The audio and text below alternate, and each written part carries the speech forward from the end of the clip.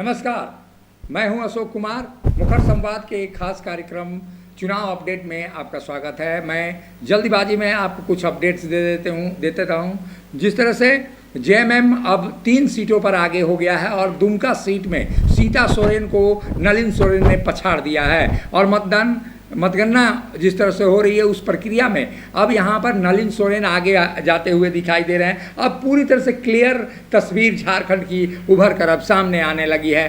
झारखंड में बीजेपी 9 सीटों पर अपना लगातार दावा बरकरार रख रही है, जिसमें अब उस एक सीट जो दुमका की सीट है वो 8 सीट के रूप में परिणत होती हुई दिखाई दे रही है। यानी कहा जाए नलिन सोरेन यहाँ पर जेएमएम के जो प्रत्याशी थे उनकी बढ़त दिखाई दे रही है। ऐसे में कहा जा सकता है कि जिस तरह का बढ़त यहाँ पर नलिन सोरेन ले रहे हैं वो आगे पीछे वाली बढ़त है, इसलिए श्योर सीट इसको नहीं माना जा सकता है। अन्य सीटों पर अगर बात कर लें तो जो श्योर सीट है जेएमएम की वो सीटें अब पूरी तरह से उनके खाते में जाती हुई दिखाई दे रही हैं। जो चाईबासा की सीट है जहां पर जोबा मांझी बड़े अंतर से जीतती हुई दिखाई दे रही हैं, लगभग 1 लाख का आंकड़ा है, 1 लाख मतों से वो आगे चल रही हैं। यहाँ पर गीता कोड़ा ने कांग्रेस छोड़कर बीजेपी में शामिल हुई थी, उनको टिकट दिया गया था, लेकिन गीता और मधु का करिश्मा यहाँ पर नहीं चला और यहाँ पर हो जाति की जो आबादी थी उसने भी कोई खास करिश्मा नहीं किया और लगभग 1 लाख मतों से यहाँ पर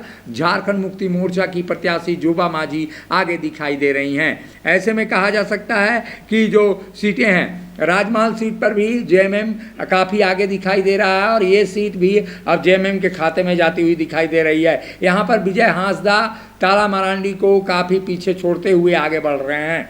तो यानी कहा जाए फिलहाल 3 सीटों पर झारखंड मुक्ति मोर्चा आगे दिखाई दे रहा है, जहाँ पे एक दुमका सीट है, दुमका सीट में काफ़ी कम अंतर है और इस कारण से इस सीट को श्योर नहीं माना जा सकता है। लेकिन जेएमएम के खाते में चाईबासा और जो राजमहल की सीट है ये जाते हुए दिखाई दे रही है। वहीं कांग्रेस के खाते में खूंटी और लोहरदगा जाती हुई दिखाई दे रही है। लगभग 1 लाख मतों से अर्जुन मुंडा पीछे दिखाई दे रहे हैं, यानी चुनाव अब वो हार रहे हैं। हालांकि अब अंतिम दौर की मतगणना चल रही है। ऐसी स्थिति में जो संभावनाएं जताई जा रही थी अर्जुन मुंडा को लेकर, वो संभावनाएं यहाँ पर सच साबित होती हुई दिखाई दे रही हैं। वहीं बीजेपी को बड़ा झटका यहाँ पर लग रहा है और जो नेतृत्व है बाबूलाल मरांडी के नेतृत्व पर भी अब सवाल उठते यहाँ पे शुरू होंगे, क्योंकि जो सीटें हैं बीजेपी की 11 सीटें बीजेपी के पास थी जो यहाँ पर घटती हुई नजर आ रही है। और ऐसी स्थिति में अगर 2-2 करके भी माना जाए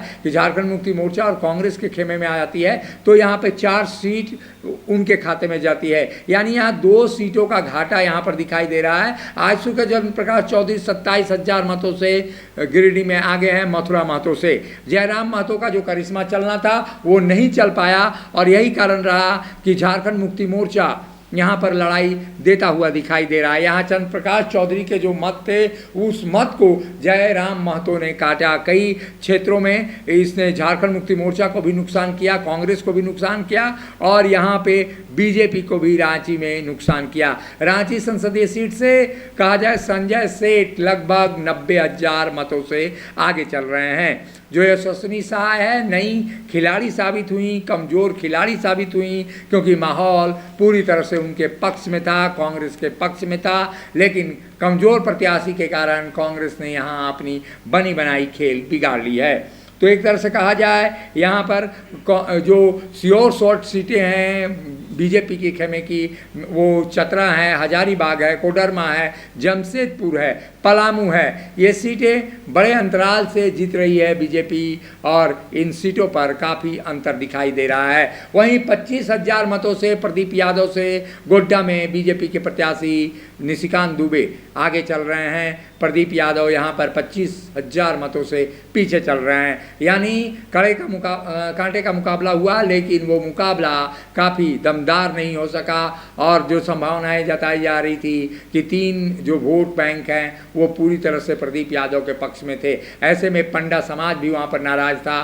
तो जो यहाँ पर खेल किया जाना था वो खेल शायद कांग्रेस नहीं कर पाई है और इस कारण से ये सीट अब जो आंकड़े बता रहे हैं कि 25,000 मतों से यहाँ पर निशिकांत दुबे काफ़ी आगे चल रहे हैं। अब देश के स्तर की राजनीति की बात की जाए तो नीतीश कुमार और चंद्रबाबू नायडू बड़े खिलाड़ी बनकर सामने आ रहे हैं। अगर सत्ता की बागडोर देखी जाए तो यहाँ पर बीजेपी सत्ता की जो सीढ़ी है उससे खिसकती हुई नजर आ रही है। ऐसे में चंद्रबाबू नायडू और नीतीश कुमार एनडीए के खेवनहार बन सकते हैं। अगर ऐसे में पलटू राम की जो छवि है नीतीश कुमार की, वो अगर पलटते हैं तो निश्चित रूप से यहाँ पर एनडीए यानी बीजेपी को घाटा हो सकता है। ऐसी स्थिति में 14 सीटें जनता दल यूनाइटेड के को बढ़त है और वहीं पे जो 16 सीटें हैं टीडीपी के पास है, यानी चंद्रबाबू नायडू के पार्टी के पास है। एक बात फिर याद दिला दें कि चंद्रबाबू नायडू की पार्टी टीडीपी ने